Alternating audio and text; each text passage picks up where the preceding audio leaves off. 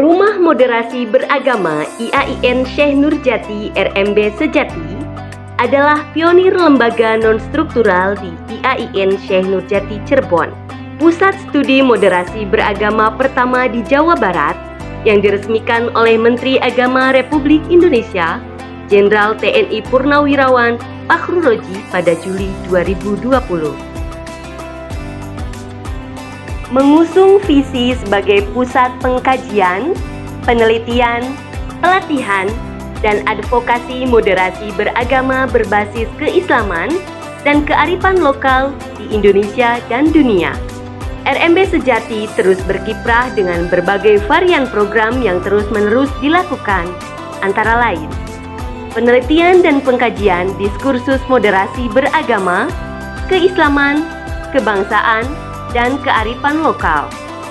Pendidikan dan pelatihan agen atau instruktur moderasi beragama melalui berbagai macam kegiatan workshop dan pesantren moderasi.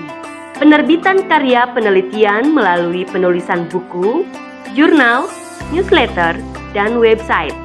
Advokasi, pengabdian dan pemberdayaan masyarakat berbasis moderasi beragama. Melalui program-program tersebut, RMB Sejati konsisten dalam mewujudkan visi Islam rahmatan lil alamin, menghadirkan Islam yang ramah, penuh kasih sayang, dan kedamaian dengan membangun sinergitas dan kolaborasi dengan berbagai pihak dari dalam dan luar negeri. Salah satu program unggulan yang kami giatkan adalah Ramadan Salam Mengaji Kebangsaan Perspektif Islam Rahmatan Lil Alamin yang digelar selama bulan Ramadan. Kajian Kitab Nabiur Rahmah karya Dr. Fakihuddin Abdul Qadir LC.MA dibedah dengan multi perspektif oleh tokoh nasional.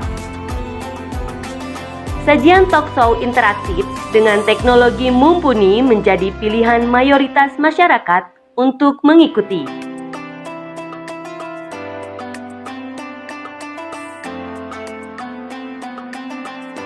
Dalam kacamata seorang panggang melihat track atau jalur-jalur potensi-potensi terorisme dan radikalisme di Indonesia itu seperti apa?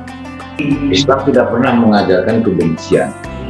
Ya, Islam juga tidak pernah mengajarkan bagaimana selain agama Islam itu kafir dan bunuh kafir itu kemudian halal, itu tidak ada. Namun yang kita lihat sekarang sebagian besar itu adalah mayoritas minoritas itu bukan hanya terjadi pada masyarakat bangsa negara atau struktur politik, tetapi mayoritas minoritas itu juga terjadi di dalam intra-organisasi, misalnya di dalam kalangan Islam sendiri.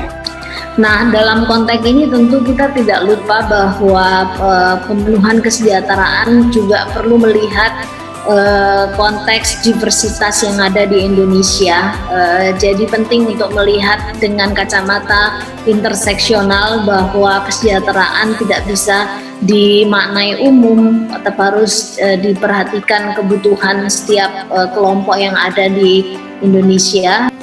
Secara konstitusional hak untuk bebas dari perlakuan diskriminatif dalam prakteknya masih ada praktek-praktek diskriminasi terhadap perempuan, terutama di ruang publik. Pastilah, misalnya gini, pemanasan global itu pasti mempengaruhi banyak hal.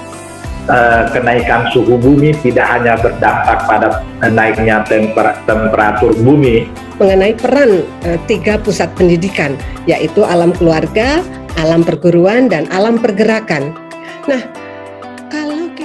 diskusi menarik Kitab Kuning ala pesantren dan kontekstualnya dengan problematika kontemporer membidik diskursus keislaman, kebangsaan, keadilan gender, pendidikan, lingkungan hingga pertahanan dan keamanan. Meramu resolusi untuk masa depan kehidupan keberagaman dan keragaman bangsa. Sejati akan terus bekerja dan berkarya menjadi bagian penting dalam merawat persatuan dan kesatuan bangsa, melawan segala bentuk dehumanisasi dan menjaga konstitusi, mewujudkan Islam yang penuh kasih dan cinta untuk Indonesia dan dunia.